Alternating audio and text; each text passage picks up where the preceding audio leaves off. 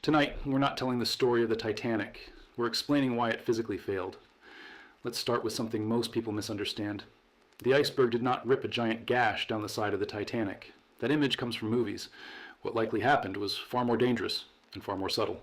When Titanic struck the iceberg on April 14, 1912, the ship was traveling about 22 knots, roughly 25 miles per hour. That's fast for a 46,000-ton vessel. The iceberg scraped along the starboard side, flexing the hull plates inward. Instead of slicing the hull open like a knife, the impact caused the steel plates to buckle and the rivets holding them together to pop. Think of it less like being stabbed and more like having your armor unzipped.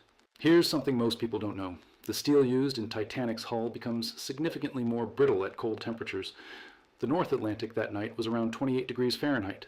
Saltwater freezes at a lower temperature than freshwater.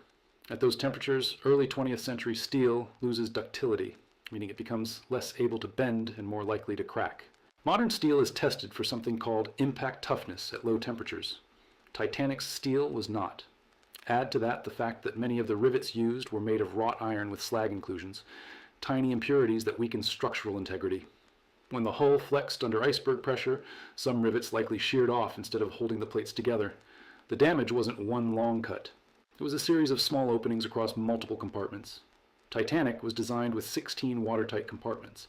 It was considered unsinkable because it could survive flooding in 4 of them. The iceberg damage compromised at least 5, possibly 6.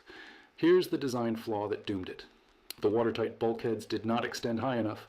They stopped several feet below the upper decks. As the front compartments filled with water, the bow dipped lower. Water then spilled over the tops of the bulkheads like water filling an ice cube tray. Compartment by compartment. It wasn't sudden. It was progressive flooding. A ship floats because it displaces water equal to its own weight. That's Archimedes' principle. Titanic displaced enough water to support its mass, as long as most of its hull remained watertight.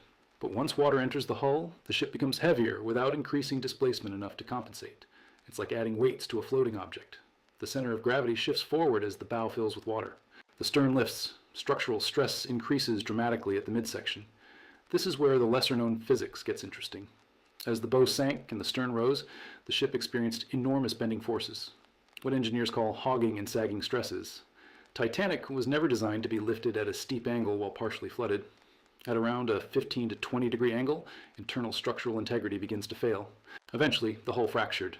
Not cleanly, not instantly, but under massive tension. The ship broke in 2. Here's another scientific detail people rarely talk about. The ocean that night was unusually calm, described as like glass. That's actually dangerous. Waves breaking at the base of an iceberg normally create white foam, making them easier to see at night.